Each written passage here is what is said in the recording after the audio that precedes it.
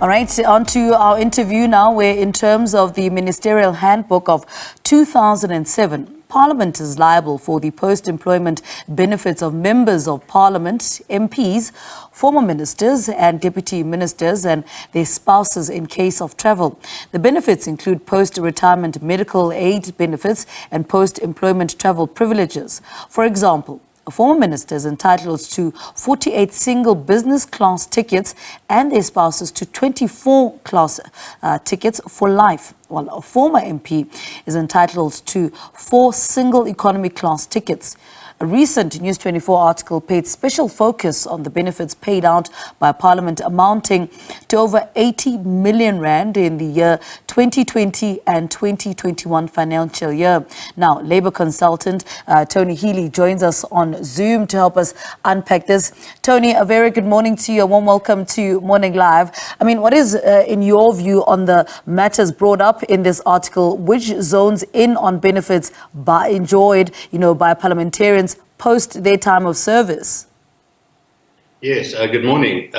Well, I think most would agree that it's excessive. If you look around the world, these post-employment benefits for parliamentarians do exist in other so-called Western democracies, but they tend to be the so-called developed nations. And South Africa is a developing nation with, of course, the many challenges we face, such as ESCOM, amongst others. So I think one needs to ask the question, is this appropriate, given the circumstances that we as a country find ourselves in? And I mean, according to this, in Parliament in 1999, it agreed that the medical aid contribution for former members of Parliament and the 9 provincial legislatures would be paid by the institution. Is this an anomaly in the workplace? Well, it's not so much an anomaly as far as Parliament is concerned, because of the legislation and the laws and the rules around that. It's certainly an anomaly for many, let's say, private sector employers, although some of the bigger corporates do have provisions like this, but not including transport, but certainly including medical aid contributions. And for me, the question really is it fit and proper for us as a country to have these excessive post-employment benefits for MPs when we're faced with so many challenges fiscally? I use ESCOM as an example, but it's not the only example. There are many other parts of it. Service delivery, for example. The money could be used to improve service delivery in many other areas in public life. Is there any way we can curb this? What is the solution to the problem? Because we're talking about how excessive this is and the amount of money that could be directed elsewhere. What would be your solution to the issue? Well, I think it's a question really of lobbying. And it's a question of, it's the ballot box. It's like many of the issues and the challenges that the country faces.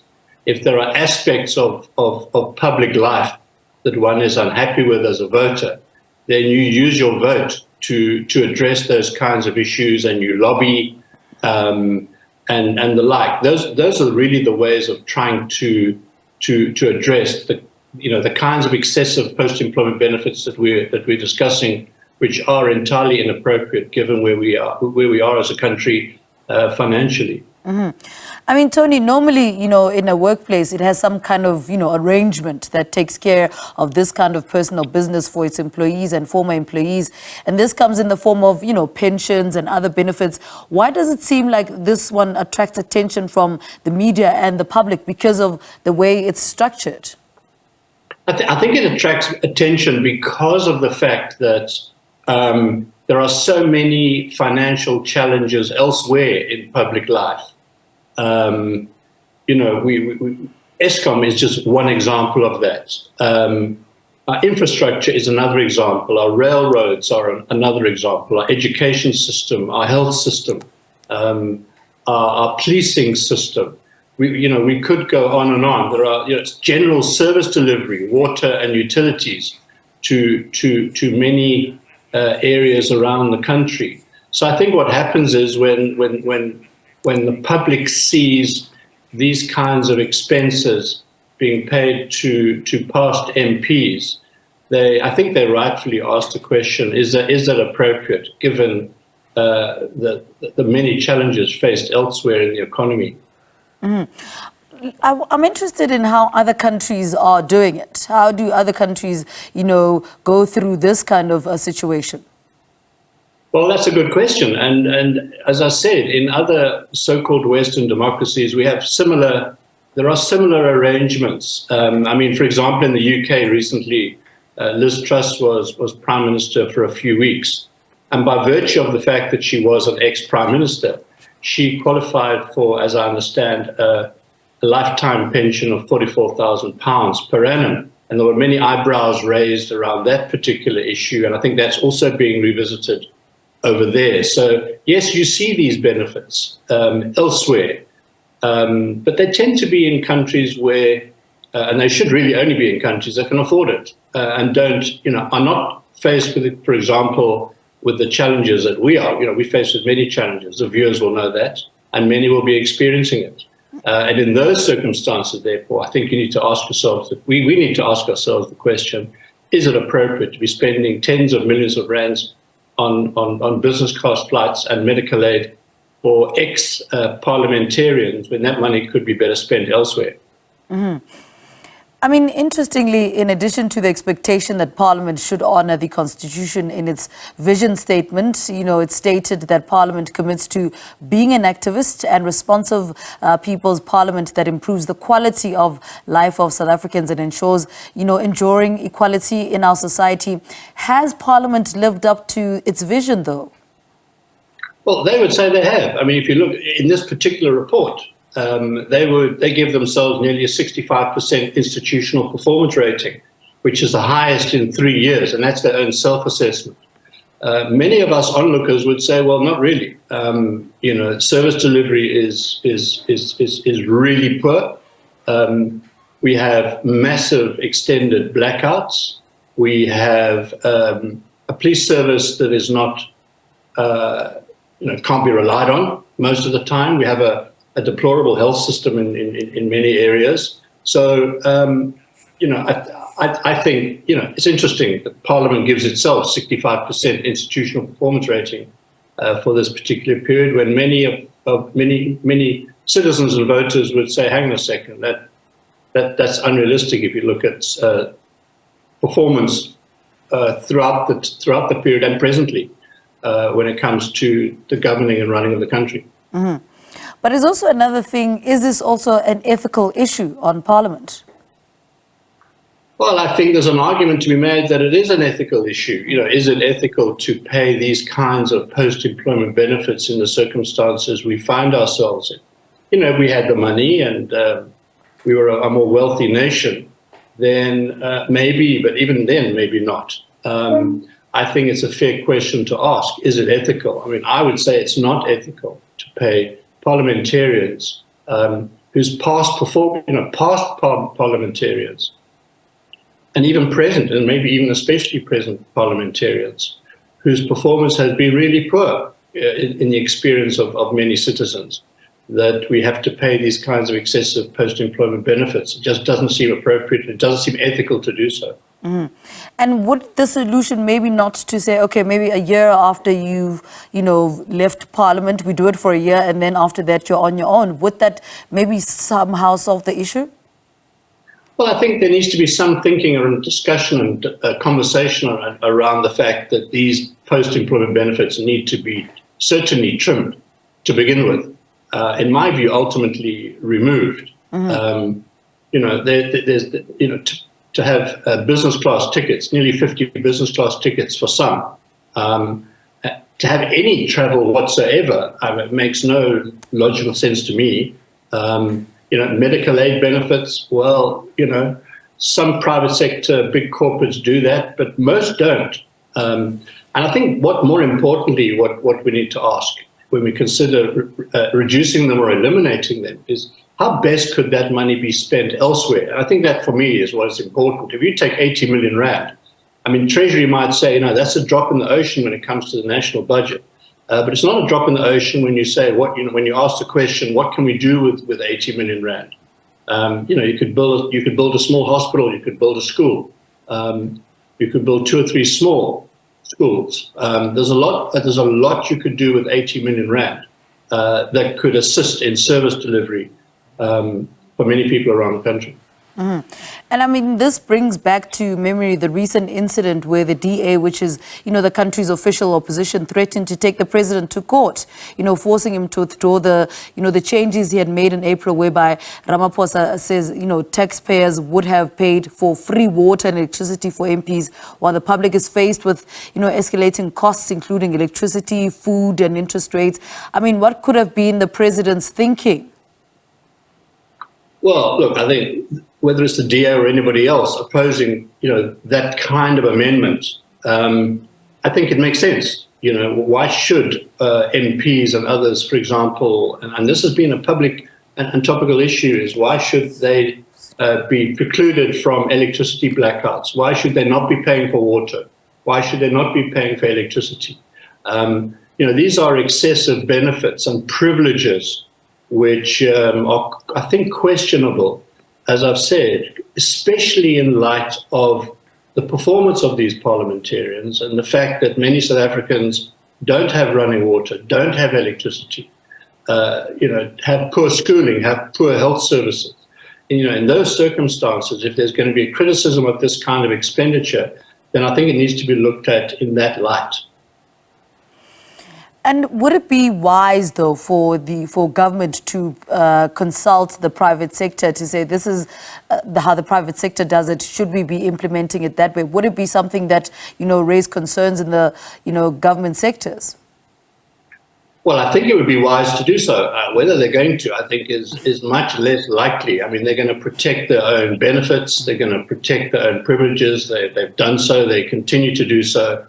They're well aware of the national challenges financially, and that's certainly not inclined them to review these benefits. And that's because it's in their own self-interest to ensure that they continue.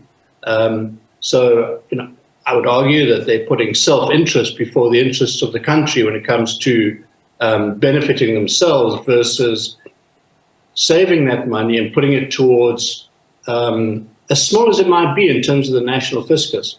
80-odd million rand is certainly money that could be spent elsewhere in a way that would benefit many, many people who are suffering regarding, for example, service delivery. Mm-hmm. And I mean, earlier we had the 2022 Ministerial handbook. The amendments were made to that, and then much to the public, outcry, then it was, withdrawn, and then the process will be handled by a neutral structure, and once completed, that was the president's spokesperson at that time. Do you think, as the public, we make enough noise about these kind of issues? Probably not. Probably not. I mean, you have organizations that do make an effort in terms of lobbying, and you do have the opposition parties who attempt to address these issues when and where they can. In the assembly and elsewhere. The problem is that they're outgunned in terms of votes at the end of the day in the National Assembly. So for as long as the ruling party has a majority, any attempts to amend these kinds of privileges, for example, are invariably going to be outvoted because opposition parties, even in unison, don't have a majority. At least yet they don't have a majority. So that's the challenge they are faced with, and we are faced with, in that ultimately these things need to be voted on. And for as long as you have a majority party voting against them, it's going to be difficult. And the unions, that's one thing we haven't touched on in this conversation. What role do they play in this? How much noise can they make, and how much effect does it even have? Well, I think when it comes to trade unions, their influence is waning, and it has been waning for some time. It's been on the decline for many years. And in as much as the ruling party is in an alliance with COSATU, for example, the COSATU of today is half the size of the COSATU 10 years ago. And in as much as that alignment exists, I think everybody would agree, including COSATU itself, that government is not especially, or the ANC in particular, has not necessarily given COSATU the time of day when it comes to important policy decisions. And I'm not so sure they would give them the time of day even on an issue like this. And I want to talk also about the public servants strike. I don't know if you remember, we had a strike not so long ago. And at that time, the unions were also negotiating for a 10% increase when government was saying, look, we can't move from where we are. Does it also show that, you know, the unions also don't have much say in terms of what goes on in Parliament? Yes, and what I think it also highlights is, you know, the public sector. Government was saying, well, you know, we can't pay these higher wages because we need to manage the budget. But the fact of the matter is, you know, there are 150,000 vacancies in the public sector, for example.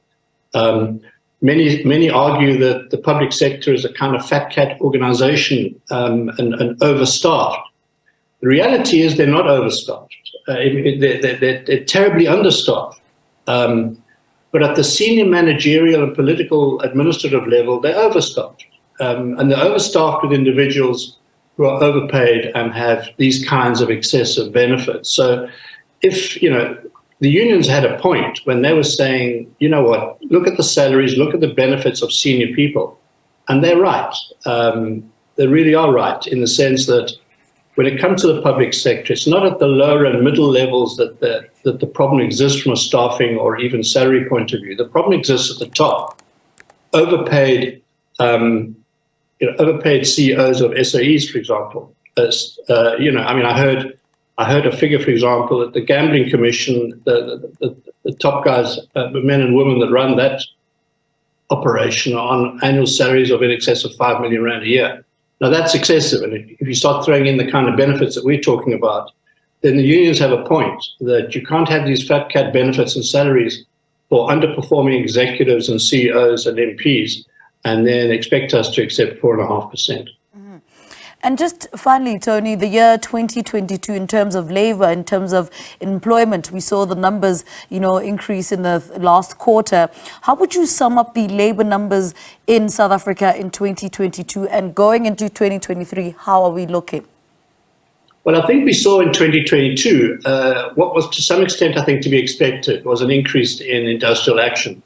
We had nothing for a couple of years because of COVID and related reasons. We had salaries being cut, we had large numbers of retrenchments, and we started to see a reaction to that in 2022 from employees and organised labour. I think we can expect that to spill over into 2023. We're still, you know, employees, trade unions are still reeling really from the impact that COVID had on the economy, amongst other things. And I think you're seeing an increasing anger in the public sector. Let's not forget that the third year of a 3-year deal a couple of years back was not paid. So there's still the resentment in the public sector because of that. And there's just growing resentment in terms of the cost of living generally for most South Africans. So I expect the increasing industrial action we've seen in 2022 continuing during 2023. And I don't expect, a final point possibly is, we still have amongst the highest unemployment rates in the world, and there's absolutely no effort being made on the part of government to assist with that. Yes, the private sector has a role to play, but Parliament can facilitate the capacity that the private sector has to create jobs, and they're not doing much to in that light. All right. Labour consultant Tony Healy, thank you so much for speaking to us this morning. He was discussing whether certain perks, including a lifetime travel for MPs and ministers and their deputies, plus their spouses, is justifiable. All right.